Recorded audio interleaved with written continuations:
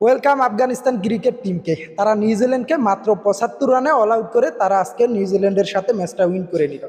২০১৯ সালের পর থেকে ওয়ার্ল্ড ক্রিকেটে আফগানিস্তান বাঘা বাঘা দলগুলোর চোখে চোখ রাঙিয়ে যেভাবে তারা কন্টিনিউ পারফর্ম করতেছে, এক কথায় অসাধারণ, নিঃসন্দেহে অসাধারণ।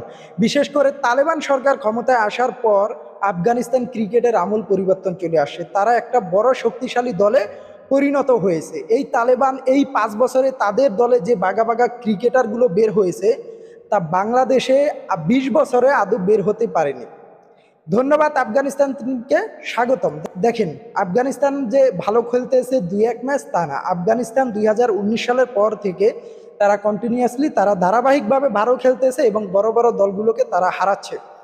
আফগানিস্তান ২০২৩ বিশ্বকাপে যেভাবে ডোমিনেট করে খেললো এবং এবার ২০২৪ বিশ্বকাপে যেইভাবে তারা খেলতেছে, নিঃসন্দেহে তারা সেমিফাইনাল খেলার দাবিদার রাখে।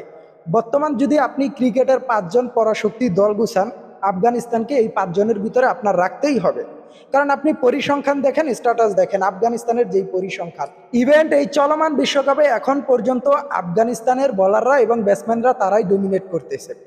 ফাজাল হক ফারুকি ২ ম্যাচে ৯ উইকেট নিয়ে টপ উইকেট টেকার, এবং রহমানুল্লাহ গুরবাজ তিনি যেইভাবে খেলতেছে নিঃসন্দেহে অসাধারণ। আফগানিস্তান দলটা যেইভাবে তারা অল্প সময়ের ভিতরে ওয়ার্ল্ড ক্রিকেটে একটা পরাশক্তিতে পরিণত হয়েছে, তাদের দেখে নিঃসন্দেহে আমাদের হিংসে হয়। কারণ আমরা ২০ বছরে যা করতে পারিনি, আফগানিস্তান মাত্র ৫ বছরে। তালেবান সরকার আসার পরে ২০১৯ ওয়ার্ল্ড কাপের পর থেকে আফগানিস্তান ক্রিকেটে যেভাবে আমল পরিবর্তন এসেছে, আপনি প্রশংসা করতে বাধ্য হবেন।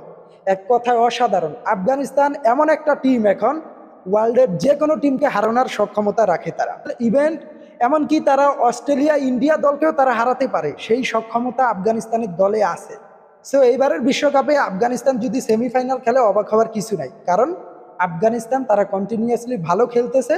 আর তাদের ভালো খেলার রেজাল্ট হিসাবে তারা যদি সেমিফাইনাল খেলে, এটা অবাক হওয়ার কিছুই নাই। শুভকামনা, স্বাগতম আপনাদেরকে।